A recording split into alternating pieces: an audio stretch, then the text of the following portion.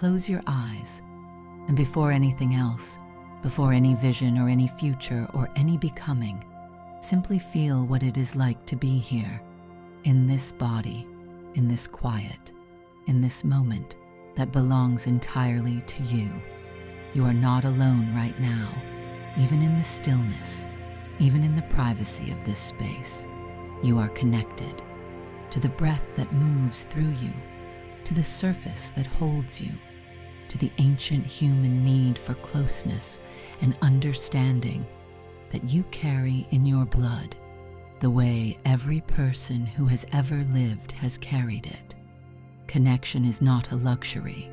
It is one of the most fundamental human needs, the need to be known, to be seen, to matter to someone, to give your care to people who receive it, and to receive care from people who give it genuinely. Tonight we are going to go deep into your relationship with connection, with love, with the quality of bond that makes a life feel genuinely inhabited rather than simply managed. Take a slow breath in, feel your chest expand, hold for a moment, and release. Again, slower. Inhale all the way down and let go completely. With every exhale, the walls come down a little. The protection, the careful management of how much of yourself you let anyone see. The habit of staying slightly behind the glass, present but not fully reachable, engaged but not entirely given. Those walls served a purpose. They were built for reasons. Somewhere along the way, being fully open produced hurt, and something in you learned that partial availability was safer than complete presence. But safety bought that way comes at a cost. The same walls that keep out the hurt, keep out the connection. The same distance that protects you from disappointment also keeps you from the full experience of being genuinely known by another person. Tonight, those walls soften, not disappear. Soften into something more permeable, more available, more willing to let the right things in. Feel that softening now, in your chest, in the space around your heart, in the specific physical sensation of a person who is, for this moment, allowing themselves to be open. This is where real connection lives, not in the performance of openness, in the actual willingness to be seen.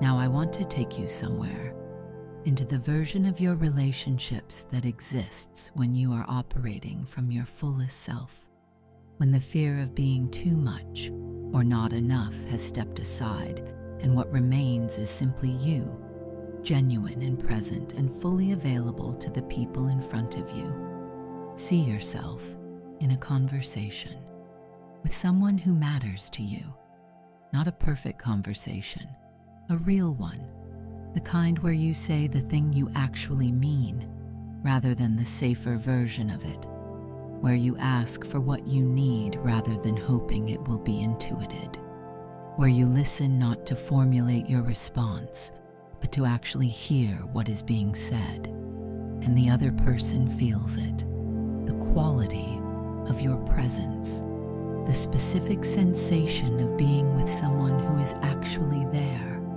rather than partially elsewhere. They open up. They go deeper than they usually go. They trust you with something real because you have offered something real first. This is what genuine connection feels like from the inside, not the performance of intimacy, the actual thing. Two people choosing to be present with each other at the same time, choosing to be honest, choosing to risk being known. And being known, it turns out, does not produce the rejection you were braced for. It produces something you may not have fully experienced yet. Relief. The specific relief of being seen clearly and accepted anyway. Of not having to manage the impression. Of being exactly who you are and having that be enough for the person in front of you. That experience is available to you. It requires one thing, the willingness to go first, to offer the real version of yourself before you know whether it will be received, to trust that the right people, the people who belong in your life, will receive it. And the people who do not receive it will show you something valuable too. They will show you that they are not your people, and that is useful information. That is the relationship sorting itself rather than you managing a connection that was never quite right into something that looks right from a distance. You deserve connections that are right, not just functional, not just comfortable, right. The kind that make you more fully yourself rather than less. The kind where you leave the room feeling more alive than when you entered. The kind where you are genuinely seen and genuinely seeing in return. Those connections exist. They are available to you. And they arrive more naturally when you stop performing and start being. Now see the quality of your existing relationships when you bring your full self to them.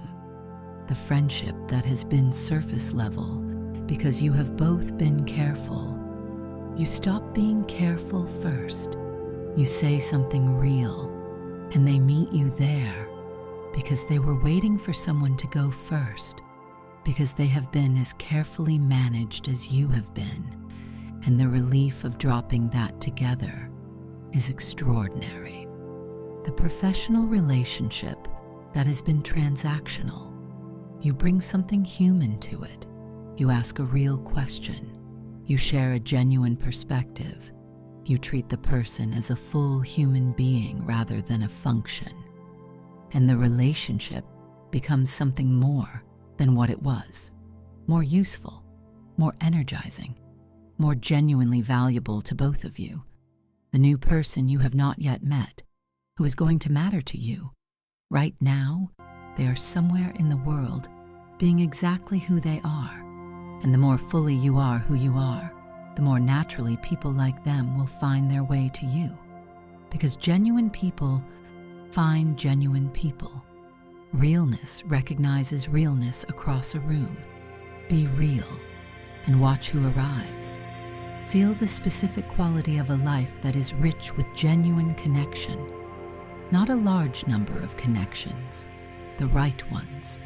The ones that feed you rather than deplete you. The ones that challenge you into growth rather than confirm you into stagnation. The ones that make the difficult things more bearable and the good things more joyful simply by being shared. That life is available to you. It is already partially yours, and it grows in direct proportion to your willingness to show up authentically in it. Now go somewhere even deeper, your relationship with yourself.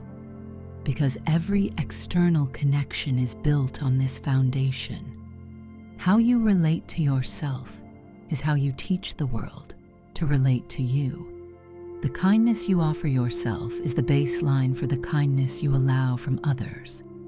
The degree to which you know and accept yourself is the degree to which you can be known and accepted.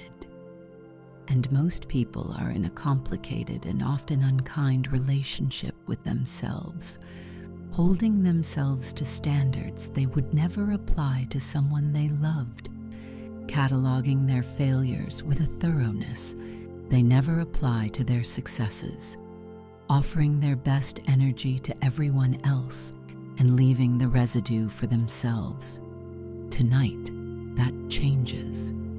What if you treated yourself the way you treat the people you most love, with patience, with the understanding that being imperfect does not mean being unworthy, with the specific generosity of someone who sees the whole picture rather than just the moments that fell short? What if you were, to yourself, the most reliably kind presence in your own life?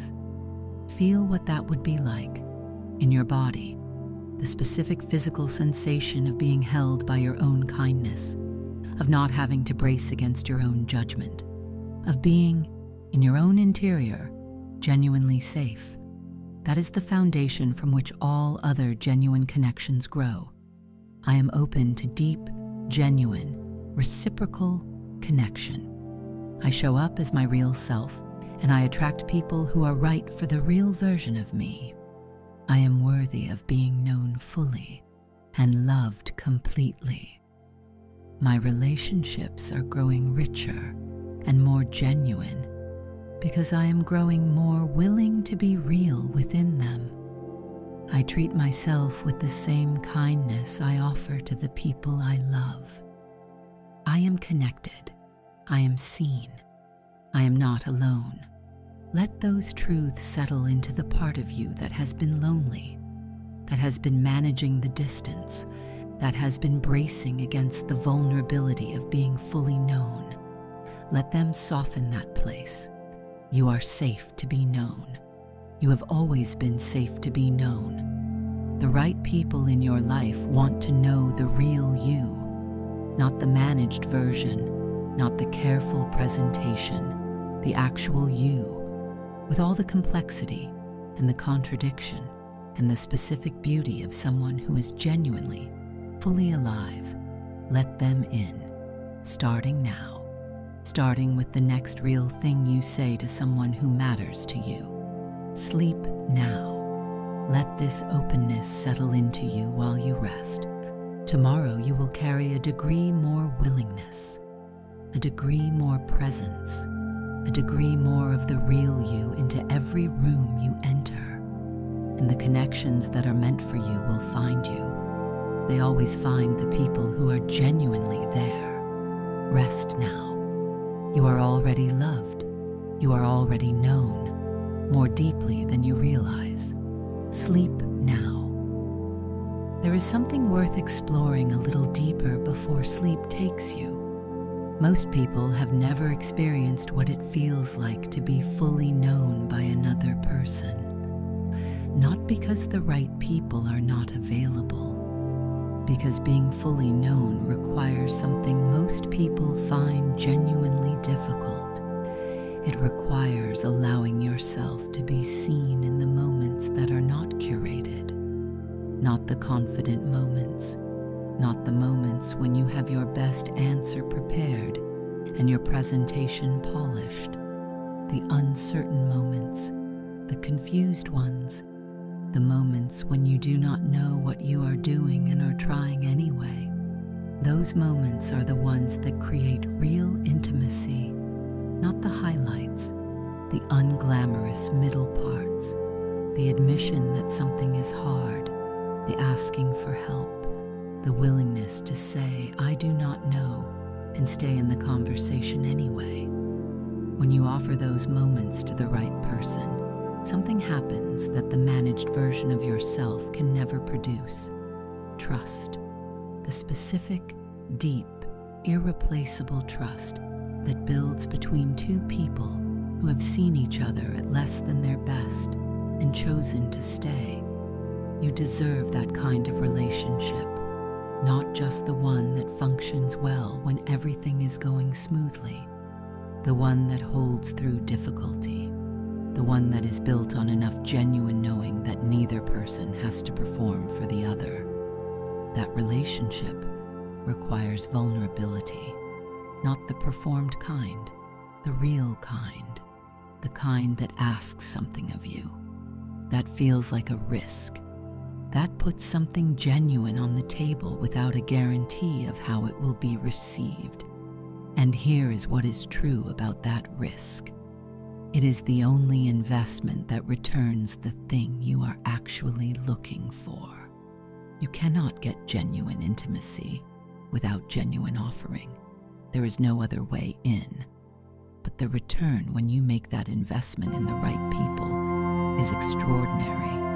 A quality of being known that changes how you move through the world, that makes the hard things more navigable, that makes the good things more real, that gives you, in the middle of all the uncertainty of a life, one thing you can count on: the specific, irreplaceable knowledge that you are not navigating any of it alone.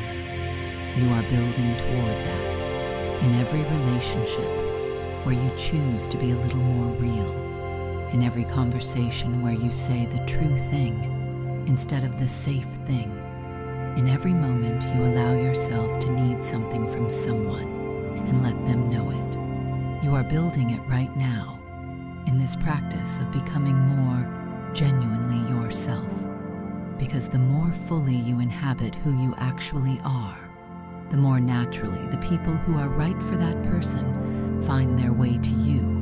Be real, stay real, and trust that real calls to real. The connections that belong to you are on their way. Some are already here, waiting to go deeper. Open the door a little wider. Sleep now. Let this openness be the last thing your body holds before rest. You are worthy of being fully known. You always were. Rest